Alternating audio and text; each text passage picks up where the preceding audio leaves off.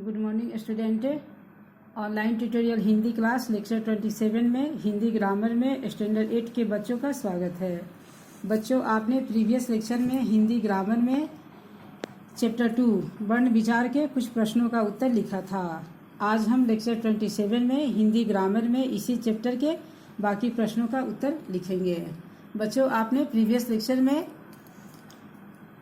वर्ण विचार चैप्टर के प्रश्न, वर्ण किसे कहते हैं, वर्णमाला किसे कहते हैं, हर्ष एवं दीर्घ स्वर में क्या अंतर है, स्वर के कितने भेद हैं, व्यंजन के मुख्य कितने भेद हैं, और क्वेश्चन नंबर 6 निम्नलिखित वाक्यों में सही और गलत यानी का निशान लगाना था, जिसको आपने लिखा था। व्यंजन का उच्चारण करते वक्त स्वरों की सहायता लेनी पड़ती है, ये आपका सही होगा। जिन स्वरों को बोलने में अधिक समय लगता है उन्हें दीर्घ स्वर कहते हैं, ये भी सही है। दो भिन्न व्यंजनों के परस्पर संयोग को ऊष्म स्वर कहते हैं, गलत है। अब आप क्वेश्चन नंबर 7 देखेंगे। इसमें है आपका नीचे दिए गए शब्दों में यथा स्थान अनुस्वार और अनुनासिक लगाइए। इसमें आपको अनुस्वार और अनुनासिक, अनुस्वार आप जानते हैं कि वर्ण के ऊपर जो बिंदु की मात्रा लगती है वह अनुस्वार है, और जो चंद्र बिंदु की मात्रा लगती है उसको हम अनुनासिक कहते हैं। यहाँ देखेंगे च द न, इसमें आप च के ऊपर बिंदु लगाएंगे, ये होगा आपका चंदन। यहाँ मुँह, मुँह के ऊपर आप अनुनासिक यानी चंद्र बिंदु की मात्रा लगाएंगे, चंद्र बिंदु, ये हो गया आपका मुँह। अब है मंच, म के ऊपर आप बिंदु लगाएंगे, ये हो गया आपका अनुस्वार यानी मंच। अब है औकर आ अख, आ पर आप चंद्र बिंदु यानी अनुनासिक लगाएंगे, ये हो गया आपका आँख। अब है आपका बदरगाह, आप ब के ऊपर अनुस्वार यानी बिंदु लगाएंगे, ये हो गया आपका बंदरगाह। अब हो गया हा, ह के ऊपर आप चंद्र बिंदु की मात्रा लगाएंगे, ये हो गया आपका अनुनासिक, ये हो गया आपका हाँ। अब है आपका पंख, प के ऊपर आप अनुस्वार की लगाएंगे, ये हो गया आपका पंख। अब है आपका चांद, चौकर चा अद, इस पे भी आप चंद्र बिंदु की मात्रा लगाएंगे अनुनासिक, ये हो गया आपका चांद।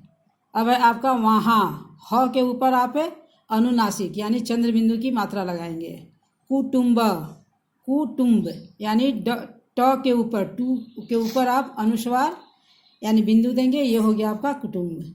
यहाँ देखेंगे आपका बांध, बा के ऊपर आप अनुनासिक यानी चंद्र बिंदु की मात्रा लगाएंगे, ये हो गया बांध। अब है आपका रंग बिरगा यानी र के ऊपर आप लगाएंगे अनुस्वार यानी बिंदु लिखेंगे, ये हो गया आपका रंग बिरंगा। अब आप क्वेश्चन नंबर 8 उपयुक्त विकल्प पर सही का निशान लगाना है। य र ल व व्यंजन है, कौन सा, ऊष्म स्पर्श या अंतस्थ। तो यहाँ आप अंतस्थ ऑप्शन पर लगाएंगे। य र ल व ये आपके अंतस्थ है।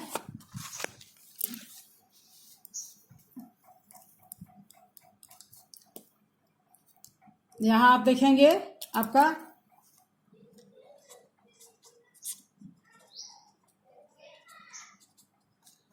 अ क अ च ट प कौन सा व्यंजन है। आप देखेंगे क हो गया कबर का, च हो गया चबर का, ट हो गया टबर का, त हो गया तबर का, प हो गया पबर का। तो ये आप जानते हैं ये पांचों जो है 25 ये आपके स्पर्श व्यंजन कहलाते हैं, ये होगा आपका स्पर्श। यहाँ देखेंगे किस शब्द में अनुनासिक का प्रयोग हुआ है। यहाँ आप देखेंगे हंस, हंस, यहाँ होगा आपका हंसी, यहाँ होगा हंस, ये होगा आपका हंसी। यहाँ हंसी है, इसमें आप लिखेंगे अनुनासिक, हंसी। अब आपका क्वेश्चन नंबर आपका 9 है, निम्नलिखित शब्दों का वर्ण विच्छेद कीजिए। यहाँ आपको फुलवारी दिया है, इन शब्दों का आपका अलग अलग वर्ण करना है, जैसे फ जोड़ उ, ल जोड़ अ, व जोड़ आ, र जोड़ बड़ी की मात्रा यानी फुलवारी। अब है प्रसन्न यानी प जोड़ र जोड़ अ जोड़ स जोड़ अ जोड़ न जोड़ अ, प्रसन्न। यहाँ देखेंगे क्रिकेट यानी क जोड़ र जोड़ ई, फिर क जोड़ ए जोड़ ट जोड़ अ यानी क्रिकेट। यहाँ देखेंगे दोस्त, द जोड़ ओ जोड़ श जोड़ त जोड़ अ, यह हो गया दोस्त। अब आप क्वेश्चन नंबर 10, नीचे दिए गए शब्दों में र के विभिन्न रूपों का, यानी रेफ के रूप में यहाँ देखेंगे, यहाँ ड दिया है नीचे मात्रा, इसका र का आप देख रहे हैं 3 तरह से मात्रा का प्रयोग किया गया है। अब आप इसी तरह आप इसमें भी प्रयोग करेंगे। अब यहाँ देखेंगे रा स ट, यानी ट के नीचे आप दिखेंगे, ये हो गया आपका ट्र राष्ट्र। यहाँ प में देखेंगे, यहाँ प के यहाँ लगाएंगे आप र की मात्रा, यह हो गया प्रिय। यहाँ लिखेंगे द ज न, यानी ज के ऊपर आप रेफ के रूप में इसका लिखेंगे प्रयोग, ये हो गया दर्जन। यहाँ है आशीर्वाद, यानी द के ऊपर लिखेंगे रेफ के रूप में र का प्रयोग, ये हो गया आपका आशीर्वाद। अब है क्वेश्चन नंबर 11, नीचे कुछ शब्दों के वर्ण विच्छेद दिए गए हैं, उपयुक्त विकल्प पर सही का निशान लगाना है। यहाँ पुरस्कार है, इसको आपको 3 तरह से इसका वर्ण विच्छेद किया गया है। इसमें जो आपका सही है वो देखेंगे।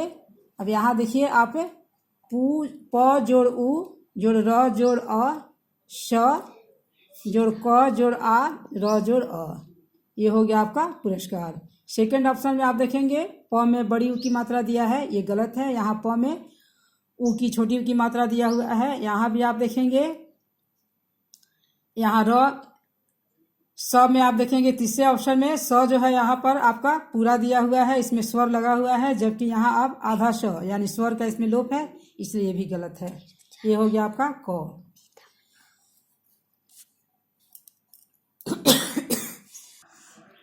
क्वेश्चन नंबर 11 में बच्चों आपने देखा पुरस्कार, इसका 3 ऑप्शन दिया है, उसमें आपका एक ऑप्शन सही है, तो आपका क का नंबर 1 जो ऑप्शन है ये आपका सही है। उसके बाद आपका ख है योग्य, इसमें भी आपका 3 ऑप्शन है। यहाँ देखेंगे अ जोड़ य जोड़ ओ य जोड़ य जोड़ अ, योग्य। यहाँ देखेंगे दूसरा जो दिया है य जोड़ ओ ग जोड़ अ य जोड़ अ, ये गलत है, क्योंकि यहाँ पर आप देख रहे हैं कि पूरा ग का प्रयोग हुआ है।